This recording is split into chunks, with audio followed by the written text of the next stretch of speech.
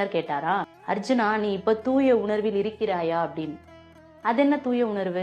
இறைவன் என்ன சொல்றாரோ அதை அப்படியே ஏற்றுக்கொண்டு செயல்படுற அக்செப்டன்ஸ். அதை எப்படி எல்லாத்தையும் ஏத்துக்க முடியும்? இந்த உலகத்துல வாழ்ந்துட்டு இருக்கிற மனிதன் அறியாமையில இருக்கான். ஆனா இறைவன் தான் படைத்தல். சோ அவனுக்கு தெரியாத விஷயம் எதுவுமே இல்லை.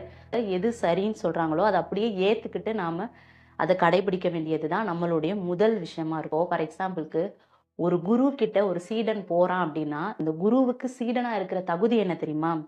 அந்த குருவிற்கு மானசீக சீடனா நீ இருக்க முடியுமா? அந்த குரு சொல்றத அப்படியே கேட்க முடியுமா? அப்படின்றதுதான். ஸோ இந்த உலகத்துல வாழ்ற ஒரு குருவுக்கே அப்படி அப்படின்னா, இறைநிலை, இறைவன், பரமாத்மா, அந்த படைத்தல். ஸோ அவர் செய்யற விஷயத்தையும் நாம அப்படியே அக்செப்ட் பண்ணி ஏத்துக்கணும். அதுதான் நம்ம தூய உணர்வு நிலையா மாறுறதுக்கான ஒரு முதல் படியே என்ன அப்படின்னா, ஏற்றுக்கொள்ளுதல் அப்படின்னு கீதை சொல்லுது.